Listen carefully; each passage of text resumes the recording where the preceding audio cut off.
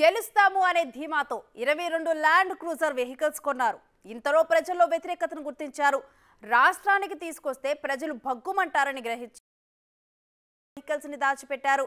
ఇదంతా కేసీఆర్ ముఖ్యమంత్రిగా ఉన్నప్పుడు జరిగిన వ్యవహారం. అసెంబ్లీ ఎన్నికల్లో ఓడిపోయి ఫామ్ హౌస్ కి వెళ్లిపోయినా 22 ల్యాండ్ క్రూజర్లు కొన్న విషయం మాత్రం బయటకు రాలేదు. కానీ ఓ అధికారి సీఎం రేవంత్ రెడ్డికి చెప్పడంతో ఆ వెహికల్స్ విషయంలో బీఆర్ఎస్ నాయకుల బండారం కాస్త బయటపడింది.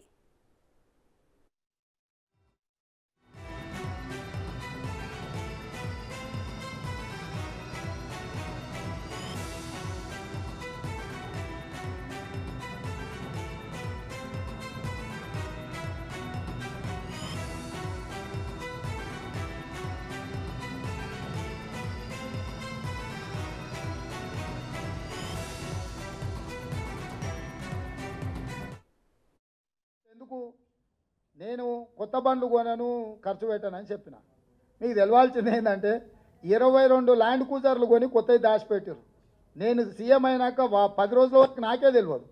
నేను పాత బండ్లు ఏదో అడ్జస్ట్ చేసి అన్ని రిపేర్లు చేయండి అని నేను చెప్తుంటే చిన్న ఒక అధికారి వచ్చి షోలో చెప్తున్నాడు, సార్ పోయినసారి 22 ల్యాండ్ క్రూజర్లు కొన్నాడు, అన్నీ విజయవాడలో దాచిపెట్టినాం సార్, కొత్త ప్రభుత్వం ప్రమాణ స్వీకారం చేయగానే అన్నీ తెద్దామనుకున్నాము. ఆయన నెత్తి మీద దరిద్రం ఉండి ఆయన ఇంటికి పోయింది సార్ 22 కొత్త ల్యాండ్ క్రూజర్లునే. అసలు ఇన్ని వందల వేల వాహనాలు ఉన్నప్పుడు ఒక్కొక్క బండికి దాదాపుగా 3 కోట్ల రూపాయలు అవుతుంది. మరి బుల్లెట్ ప్రూఫ్ చేసిన తర్వాత ఇంకా కొంచెం ఎక్స్ట్రా అవుతుంది. 22 కొత్త ల్యాండ్ క్రూజర్లు చెప్ప పెట్టకుండా కొని దాచిపెట్టిండే కేసీఆర్. విన్నారుగా ముఖ్యమంత్రి రేవంత్ రెడ్డి మాటలు. ఇంతకీ ఆ 22 ల్యాండ్ క్రూజర్లను విజయవాడలో ఎక్కడ దాచిపెట్టారు? ఎక్స్క్లూజివ్ డీటెయిల్స్ మా ప్రతినిధి శివ అందిస్తారు.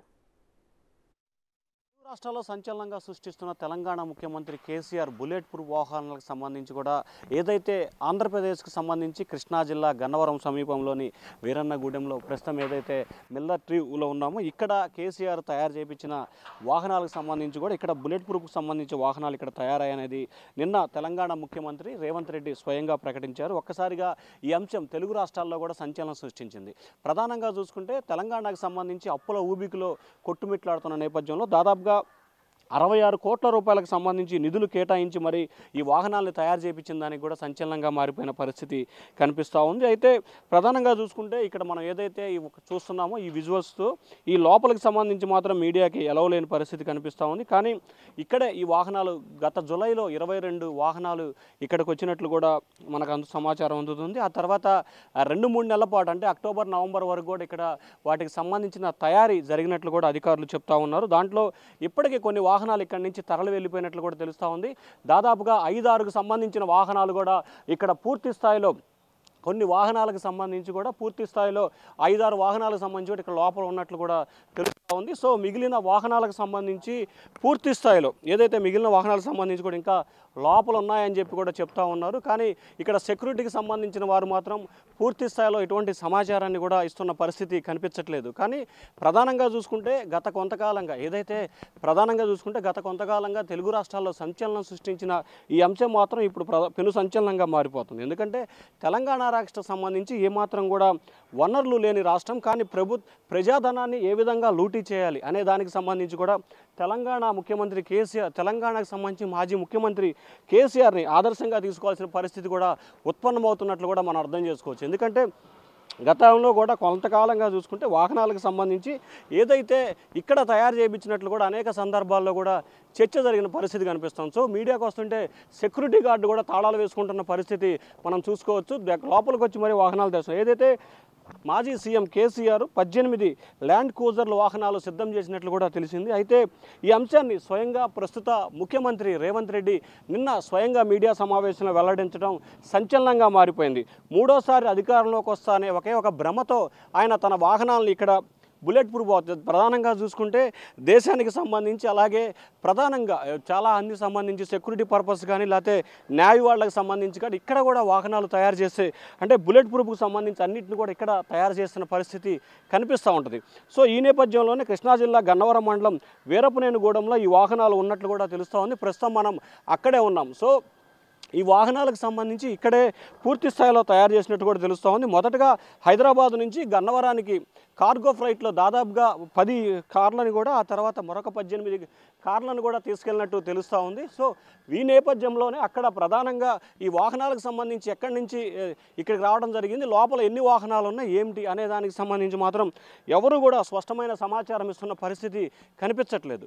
కానీ ఒక్కసారిగా సాక్షాత్తు తెలంగాణ ముఖ్యమంత్రి ఈ అంశాన్ని మీడియా సాక్షిగా వెల్లడించడంతో ఒక్కసారిగా ఇది పెను సంచలనంగా మారిపోయిన పరిస్థితి కూడా కనిపిస్తూ ఉంది. సో లోపలికి సంబంధించి కొన్ని మన విజువల్స్లో కూడా ఇక్కడ చూసుకోవచ్చు.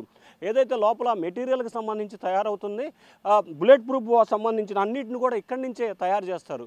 దేశ సెక్యూరిటీకి సంబంధించి కానీ, నేవీకి సంబంధించి కానీ తదితర వాహనాలన్నీ కూడా ఇక్కడి నుంచే తయారు చేస్తున్నట్లు కూడా, అంటే ఇక్కడ వాటికి సంబంధించి కొత్తగా కార్లు కొనుగోలు చేసిన తర్వాత వాటికి ఎక్స్ట్రా ఫిట్టింగ్స్ అలాగే ఇన్నర్ ఫిట్టింగ్స్తో పాటు బుల్లెట్ ప్రూఫ్కి సంబంధించిన అన్నింటిని కూడా ఇక్కడి నుంచి మాత్రమే తయారు చేసే అవకాశం కనిపిస్తూ ఉంది. సో ఈ నేపథ్యంలోనే ఆయన కొనుక్కున్న వెహికల్స్ అన్నింటిలో కూడా ఇక్కడే ఉన్నట్లు కూడా తెలుస్తూ ఉంది. అయితే బుల్లెట్ ప్రూఫ్ వాహనాలు మొత్తం కూడా ఇక్కడే మనం ఏదైతే విజువల్స్లో చూస్తున్నామో ఇక్కడే తయారై లోపల కూడా ఉన్నట్లు కూడా తెలుస్తూ ఉంది. కానీ ఎవరు కూడా సెక్యూరిటీకి సంబంధించి కానీ లేకపోతే మిగిలిన వారికి సంబంధించి కానీ లోపలికి వెళ్ళేందుకు కానీ లేకపోతే లోపల అనుమతి కూడా మనకి ఇస్తున్న పరిస్థితి కనిపించట్లేదు. సో మొత్తంగా చూసుకుంటే ఏదైతే తెలంగాణ ముఖ్యమంత్రికి సంబంధించి అప్పట్లో తెలంగాణ ముఖ్యమంత్రికి ఉన్న కేసీఆర్ ఇక్కడ గతంలో కూడా అంటే 2002 గెలిచినప్పుడు కూడా 2018, 2020 మధ్యలో ఒకసారి ఇక్కడికి ఆయన కొన్ని వాహనాలను కూడా పంపించినట్లు తెలిసింది. తిరిగి మళ్ళీ వాహనాలని తాజాగా ముచ్చటగా 3వ అధికారంలోకి వస్తామని ఒకే ఒక సాకుతో కూడా ఆయన మళ్ళీ ఇక్కడ 66 కోట్ల రూపాయలతో సంబంధించి కూడా వాహనాలని కొనుగోలు చేసినట్లు కూడా తెలుస్తూ ఉంది. కొనుగోలు చేసి ఇక్కడ బుల్లెట్ ప్రూఫ్ కోసం తయారు చేశారు. అంటే 1 కాదు 2 కాదు దాదాపుగా 22 వాహనాలని ఆయన తీసుకొచ్చి ఇక్కడ చేయించడం కూడా తెలుగు రాష్ట్రాల్లో సంచలనంగా మారిపోయిన పరిస్థితి అయితే స్పష్టంగా కనిపిస్తూ ఉంది.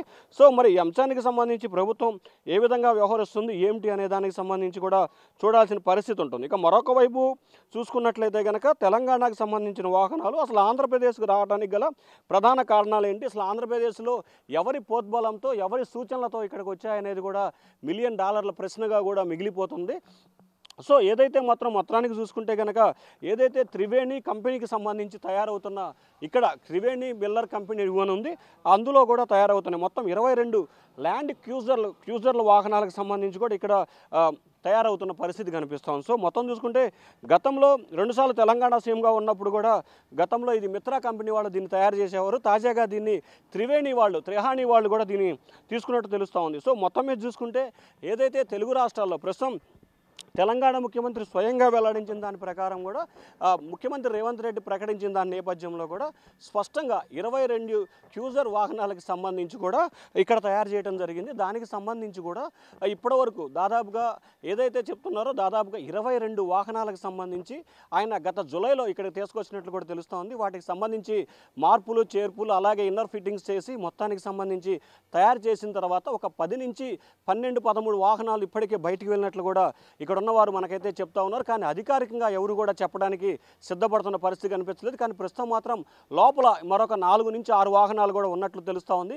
మిగిలిన వాహనాలు ఎప్పుడు తరలి వెళ్ళాయి, ఎవరి నేతృత్వంలో ఇక్కడి నుంచి వెళ్ళిపోవడం జరిగింది, ఎన్నికలు ముగిసిన తర్వాత ఇక్కడి నుంచి వాహనాలు వెళ్ళాయని చెప్పి కూడా చెప్తా ఉన్నారు. సో ఎన్నికలు ముగిసిన తర్వాత ఇక్కడి నుంచి వాహనాలు పోవడానికి వాళ్ళ ప్రధాన కారణం ఏంటి, ఆ వాహనాలు ఎవరు తీసుకెళ్లారు, ఎవరు తీసుకెళ్లారు అనే దానికి సంబంధించి కూడా దీనిపై తెలంగాణ సర్కార్ దర్యాప్తు చేస్తుందని చెప్పి కూడా సమాచారం ఉంటుంది. ఓవరాల్గా చూసుకుంటే ప్రస్తుతం మనం ఎక్కడైతే ఉన్నామో త్రిహాణి మిల్లర్కి సంబంధించి కూడా ఇక్కడ 22 వాహనాలకు సంబంధించి బుల్లెట్ ప్రూఫ్ వాహనాలు ఇక్కడి నుంచి రీమోడల్ చేసినట్టు కూడా తెలుస్తూ ఉంది. వీడియో సాయితో శివ, బిగ్ టీవీ, అమరావతి.